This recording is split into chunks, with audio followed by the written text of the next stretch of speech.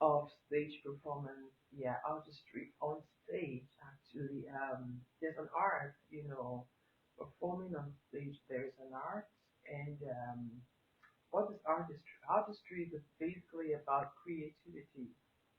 How creative you could be on stage and how engaging. As much as some people, I mean, different people, their personality actually portrays on stage, but when you are on stage, when we are on stage, I feel that artistry actually goes beyond the personality. You could be a quiet person, out of stage, but when you're on stage, you have to act the song. You have to, it's an art, artistry, art, history, and an art. So you have to act the song. It's like you're acting a movie, stuff like that. So every word in your song should carry some character in it. People look up to, it's just like saying, I love you, Jesus. I love you, Lord. You have to make the people believe that you really love the Lord. You must make the people believe that truly you love the Lord. You cannot be saying, I love you, Lord, and you're sad. You're putting a sad face or you're putting a sad countenance. People wouldn't believe you as much as it's a good song, as much as they are a nice lyric, but it's not believable. So artistry on stage is basically making the people believe what you're saying, making the people believe what you're singing is true. A lot of people will tell you you fake it until you make it. That's just how it goes. You fake it until you make it. But not in the word itself, or literally, not literally faking to make it, but that's just what's being used, for you to understand that it's an act. You act it. People have to believe what you're thinking. Another thing that is very good on stage to do is you making eye contact with people. You could be doing a worship song. Some people will tell you, yes, I like to concentrate on Jesus. I like to, just, but you have to connect with the people.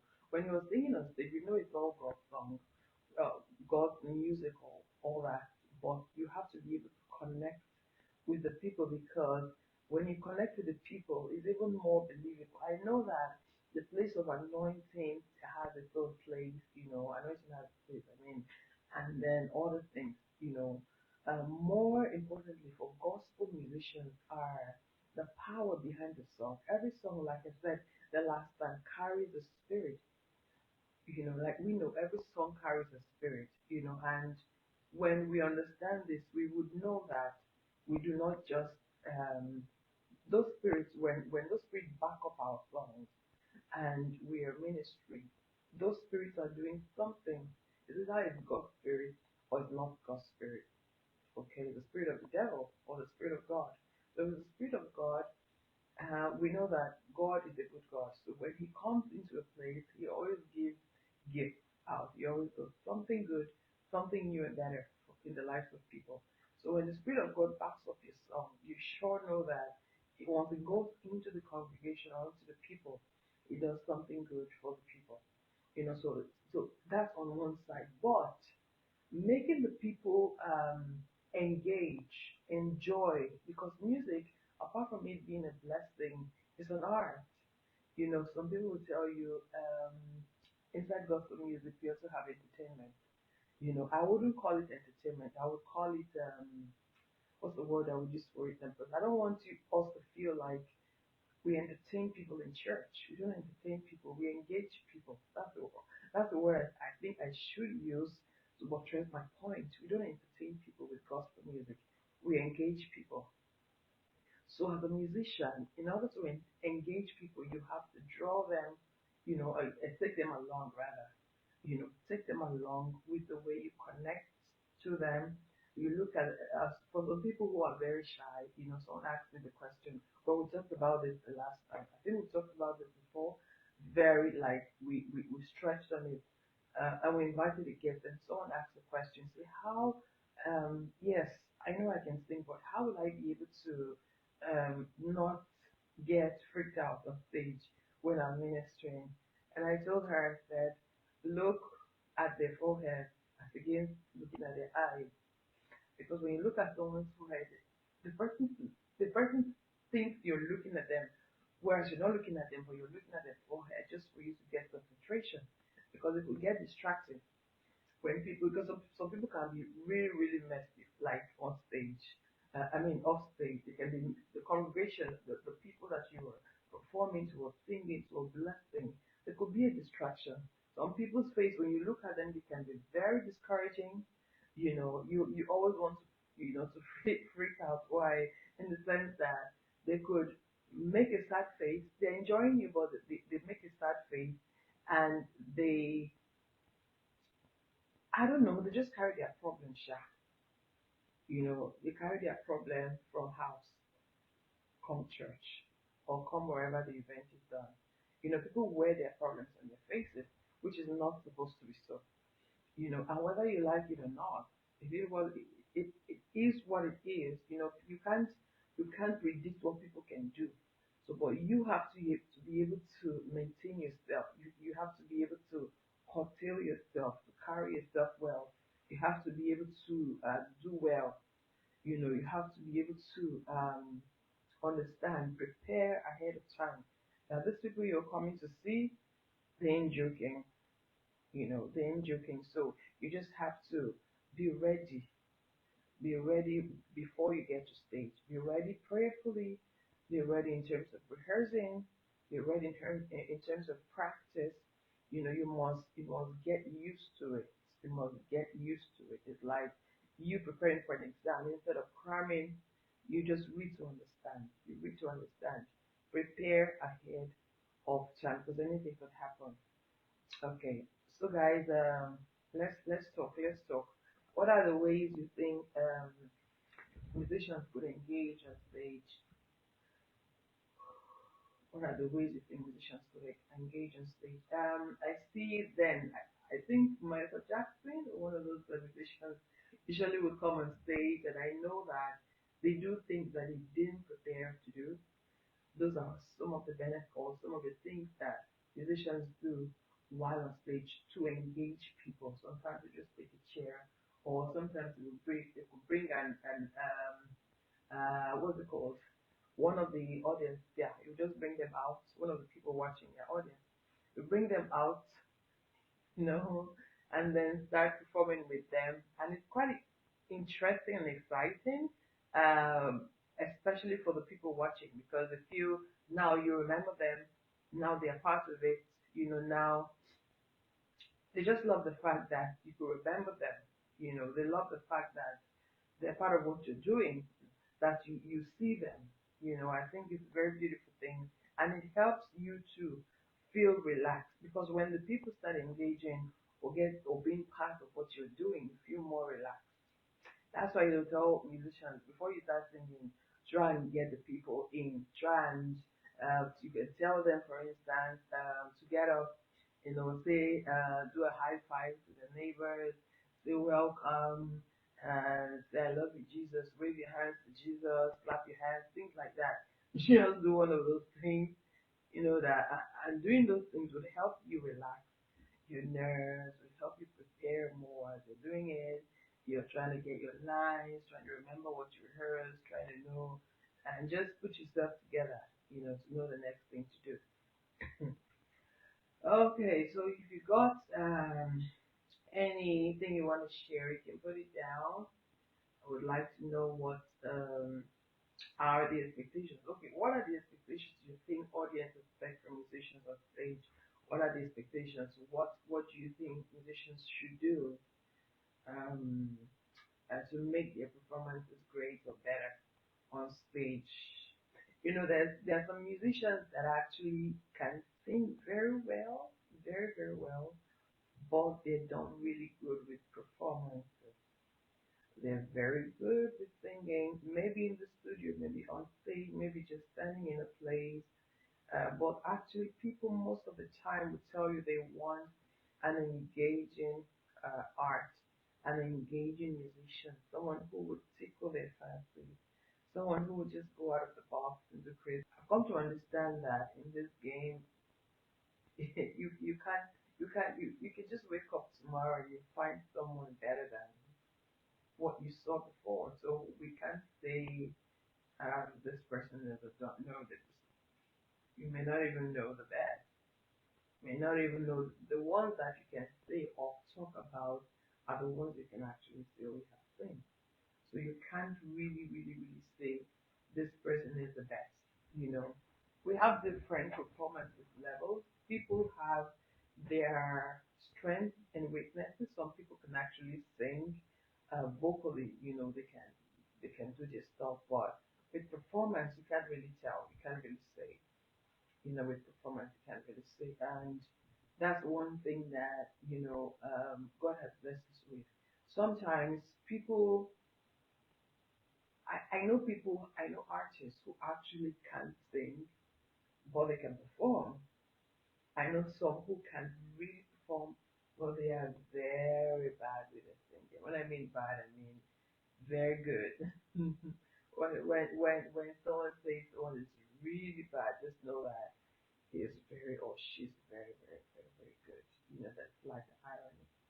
But we understand what we're talking about. So now being an artist is you knowing your weak point and working on it. Okay. If you know you're not good with acting or good with being an artist on stage or good with performing on stage, you work on it. You can't know it's not inborn. You learn this thing. We learn this thing. That's why we go for rehearsals, we go for dress rehearsals, we go for practices and all that. These things are very important. So if you want to be very good, you have to continuously practice. There's no magic with this thing. You practice and practice and practice. Even the Bible says that study to show yourself approved. You know, study. What is study? Study goes beyond just reading. Studying is like the next level of reading. You read and then you study. Study to show yourself approved, a workman that need not be ashamed, rightly dividing the word of truth. So these things, even faith comes by hearing over time, and then you begin to build your faith. That's how it is with music, with practicing. You know, you can't say what you know today, you're going to use it in 10 months or in 3 months or 6 months. You have to keep being updated and working on your talent and keep at it. The more you do, the more you learn, especially focusing especially on your weakness or just on a part of you that is not natural with you. So you have to harness it. You have to harness it. The more you work on it, the more you get better, the more you get better. And sometimes you just have to copy from those who you admire. You know, copying someone is not really bad, but copying to add to what you have originally is better. You know, so copying someone 100% is the bad thing. You know, because you become like a second fiddle. You become like what's it called? Copy and paste. You become like what's it called now? You know, they have original. You become like a fake. You know, and fake people don't really want to associate with that. So you just take little things from people around you or your role models. You can pick things from them, ask questions, and the good thing about asking questions or trying to learn from other people is that you become better. You know, you become better. Yes, you become better because there are some people who tell you, I know it all. I don't need to learn from this person. I don't need to learn from that person. You have yours, yeah. And what you have, you may not know that it's even outdated or archaic. You understand? But once you keep learning from people and keep updating yourself and keep updating yourself, you become better than even the person you used to admire yesterday. So that's one good thing about updating your skills. We have to continuously update our skills because if we do not update our skills, you would realize that people who love you are the people of yesteryears. People who used to do the things that 1990s people used to do, so you just want to update your skills, update yourself, try to learn the new skills on stage, how to engage people. Read books about stage management, read books about stage artistry. These things are important. And you don't just wake up and have it. You must practice. You must research. You must ask questions. You must just endeavor to harness what God has put in you. Creativity is all about you being yourself, but at the same time, learn what works in this, especially in this age. There is the way we used to do it then. There's the way Christians sing. There are songs that gospel songs that when you hear it, you will be like, okay, this was like 10 years ago, but now it's different. It's different. You must be updated. That can never be ruled out. You've got to be updated every time. And so this is how I think it works. This is how I think it works. You know, um, Many people want to shy away from the fact that they cannot have it all. You can't have. Nobody has it all. Nobody has it all. And try not. Do not always look out for people. Do not always make people like you. Just be yourself. You can't please everybody. I know some people who want to do reggae, they want to do R&B, they want to do akbala, they want to do name it rock. They want to do at the same time. Or stay true to yourself. The only thing I think that is welcome is you being yourself at the same time, and then taking like what we discussed last week. Last week was very interesting, and then picking from here, and then we call it fusion. Musically, it's called fusion. You pick from here and just add a little bit to what you have already, and it works. Let's stay true to ourselves. Let's just be us. As a musician, you have to be original. You have to be yourself. You do not try not to be like other people. Try to do your thing, but learn from other people. Add it to what you have, and you see you become better. Yeah. So on stage, we have to try to be free as much as possible. One of the ways to make you free and relaxed on stage is that, like I said, to not look straight into the eyes of people. If you know you're shy, you know that's your weakness. Not look straight into the eyes of people. Try your best to look on the forehead. But if you know you're strong enough, you're confident enough, then you go ahead and just look at them, engage them. Sometimes you can bring them off stage, make them feel your energy on stage while they're on stage, and then please check on all the videos of ours on YouTube. Yeah, some I think some of them on Facebook, but basically most of them, if not all, are on YouTube. Please check them out on Gospel Musicians Hangout. All right, guys, and do have yourself a beautiful night. If you have questions or topics you would want us to share, kindly put them down, and we would do our best, to see to that. All right, guys, thank you so much for joining us tonight. We hope that you have a beautiful and a peaceful evening, and that will be all for tonight. Please go check out on YouTube my singles put out there already on Anivon Music. I think it's the same name used on Facebook and the rest. Please like TikTok has liked the video as you're watching. Please like and share if it's possible for you to do that. Okay, and then don't forget to check on my songs, like I said, on YouTube. They're all on YouTube. It's gonna be a blessing to you, or they're gonna be a blessing to you. Have a beautiful night once again, and